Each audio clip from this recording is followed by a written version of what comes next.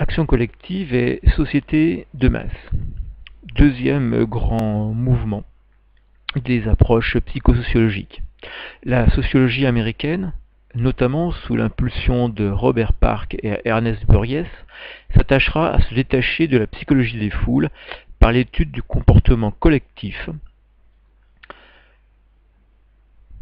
Robert Park et Ernest Burgess sont deux professeurs de l'Université de Chicago qui vont écrire un ouvrage collectif, Introduction aux sciences de la sociologie. Ils vont beaucoup s'intéresser à l'urbanisation comme élément essentiel de la modification des structures sociales et donc également du comportement collectif. Cette approche par le comportement collectif s'éloigne de la vision pessimiste de la psychologie des foules pour en faire un agent potentiel du changement social. Ces deux auteurs vont analyser notamment les phénomènes d'urbanisation comme Chicago. Un mot peut-être d'abord sur ces travaux. Ils développent un modèle concentrique de la ville moderne, tel que Chicago. En disant que dans cet espace, eh bien, la règle, c'est la compétition économique, à la fois pour s'accaparer l'espace. La croissance urbaine procède alors par vagues d'extension, de succession et de concentration.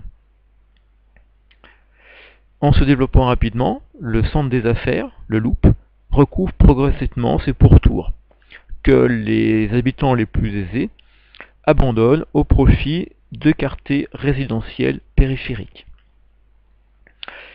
Ces quartiers périphériques se trouvent séparés du centre par une zone de transition baptisée le slum, avec ghettos, quartiers de migrants, qui sont des quartiers instables, souvent dégradés, que les migrants anciens, les plus anciens, eux-mêmes tendent à délaisser au fur et à mesure de leur intégration dans la société d'accueil. Vous voyez d'ailleurs des termes très parlants sur le modèle. Vous voyez ghetto, Little Sicily, ce qui vous dit aussi la provenance, pour une bonne partie, des migrants du début du XXe siècle.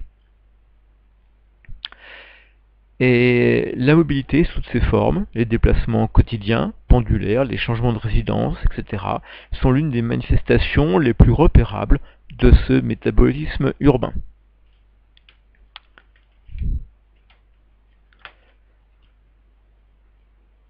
Et les deux auteurs vont mettre en avant la fragilité des masses sous l'emprise notamment de fléaux sociaux comme l'alcoolisme, la drogue. Chicago dans les années 20, c'est aussi le Chicago d'Al Capone par exemple.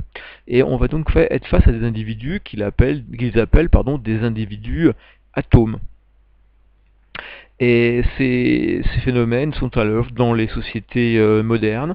On va avoir successivement des processus de désintégration, de reconstitution de liens sociaux différents. Sur cette base-là, ils expliquent alors quels vont être les grands mouvements, la substitution de certains types d'organisation à l'État ou à la municipalité, le fait que les individus vont également, du fait de leur position dans la ville et de leur évolution au sein de cette même ville, faire allégeance à l'un ou à l'autre. Deuxième grand ouvrage de cette école de psychosociologie, cette deuxième école, c'est l'ouvrage de William Kornhauser de l'Université de Californie, qui lui, en 1959, va éditer The Politics of Mass Society.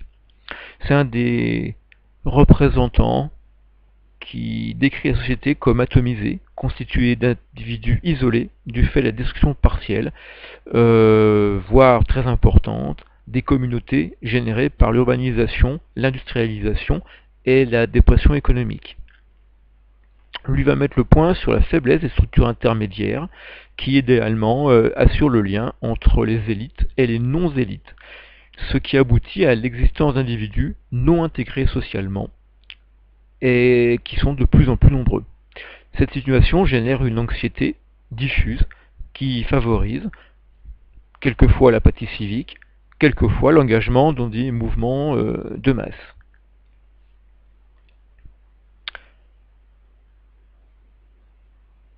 Parmi ceux-ci, eh bien, Karl Hauser cite par exemple les intellectuels dits indépendants, les petits travailleurs indépendants, tous qui sont menacés par la crise, mais aussi les industriels pour lesquels la réussite peut être très récente et également fragile.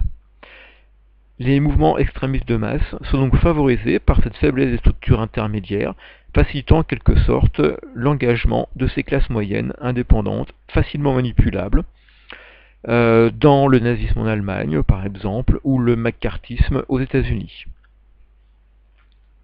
Alors, cette thèse est séduisante, mais en partie contredite, notamment si on s'intéresse au nazisme, parce que celui-ci, au contraire, se développe bien parce qu'il arrive à être lié à l'existence de structures intermédiaires.